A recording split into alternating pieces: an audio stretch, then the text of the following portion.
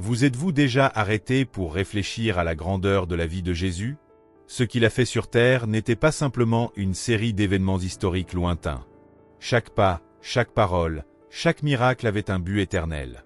Aujourd'hui, nous allons explorer non seulement la mort et la résurrection de Jésus, mais la profonde signification de ces vérités pour nos vies aujourd'hui et pour toute l'éternité.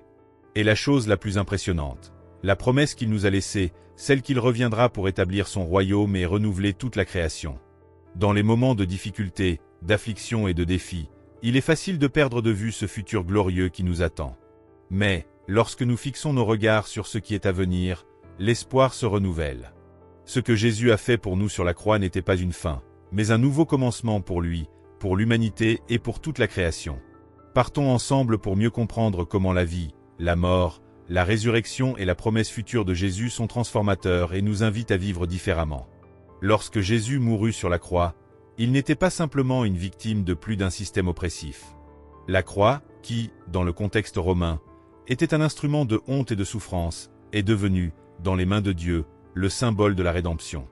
Jésus, le Fils de Dieu, sans péché, prit sur lui la culpabilité de toute l'humanité. Il porta non seulement le poids de nos erreurs, mais aussi nos afflictions, nos angoisses et nos péchés.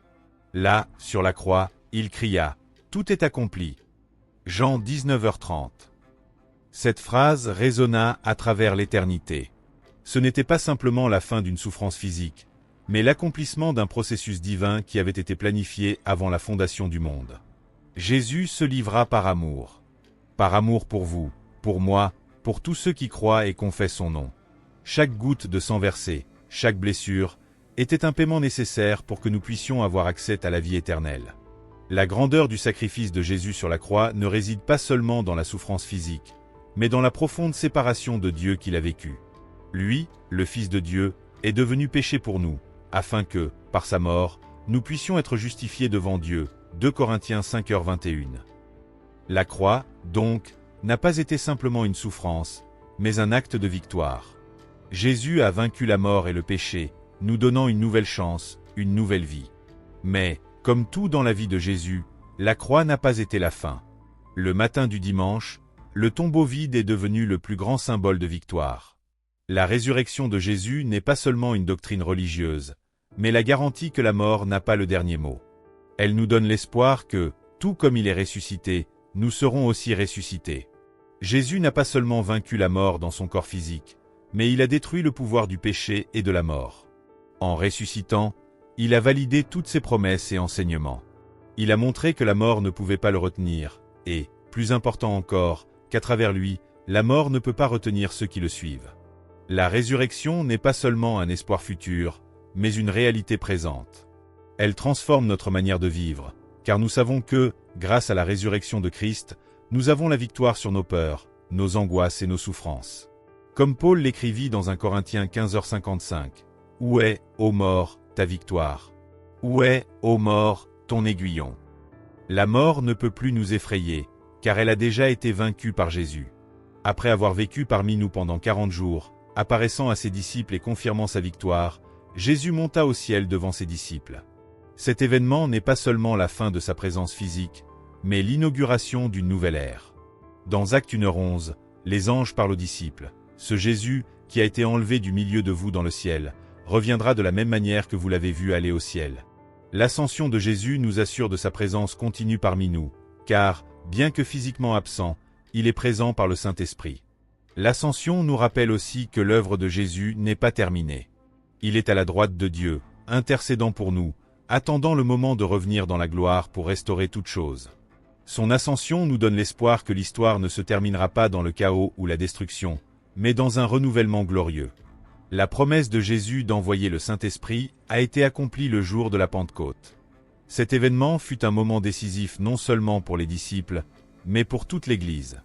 Lorsque le Saint-Esprit descendit, quelque chose d'extraordinaire se produisit. Les disciples furent remplis de pouvoir pour témoigner de l'Évangile avec audace et efficacité. Ils commencèrent à parler dans d'autres langues, proclamant les merveilles de Dieu d'une manière que tous les peuples présents à Jérusalem pouvaient comprendre. Le don du Saint-Esprit n'était pas seulement un signe de puissance, mais le début d'une nouvelle ère, l'ère de l'Église, où les disciples de Jésus seraient remplis du Saint-Esprit pour accomplir la mission de diffuser le message du salut aux quatre coins de la terre.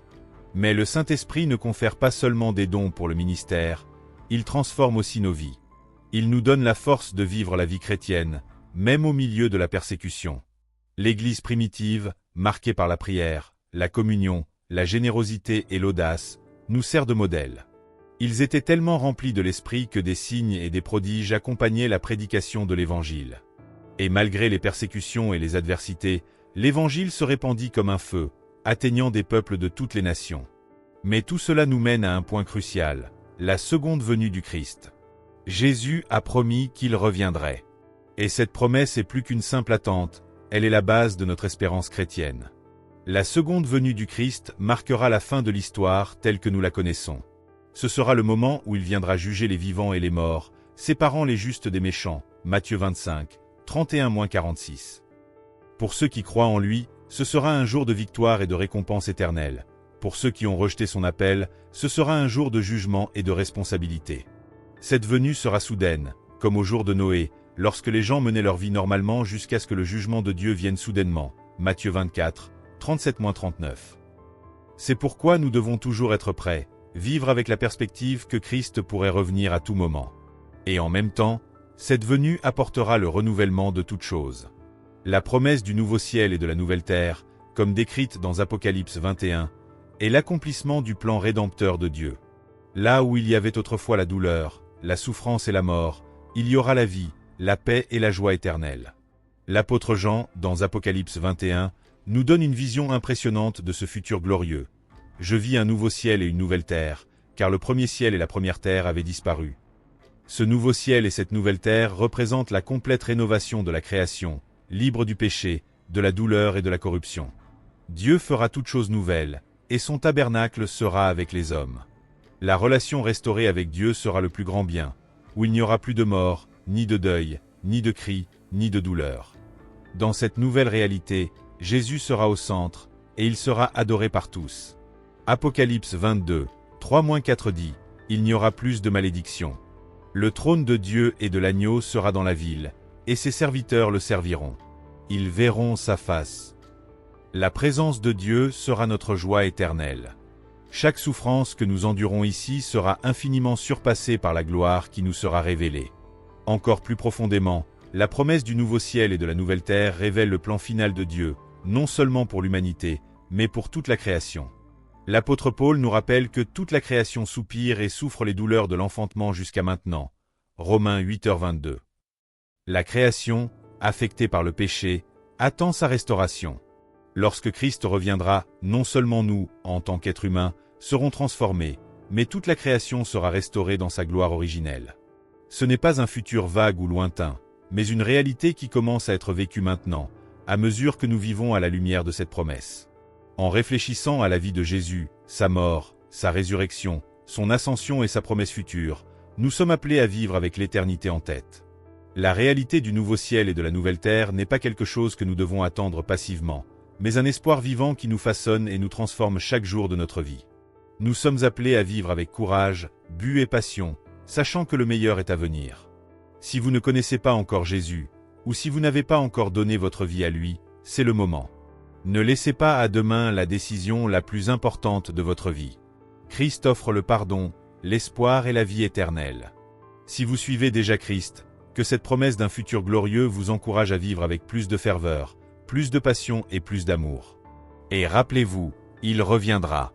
D'ici là, vivez comme si le ciel était déjà dans votre âme. Si vous avez aimé cette vidéo, n'oubliez pas de laisser un like, de vous abonner à la chaîne et de partager. Nous avons d'autres vidéos incroyables qui peuvent vous aider à grandir dans la foi et à mieux comprendre la parole de Dieu. Regardez la vidéo qui apparaît à l'écran maintenant. À la prochaine!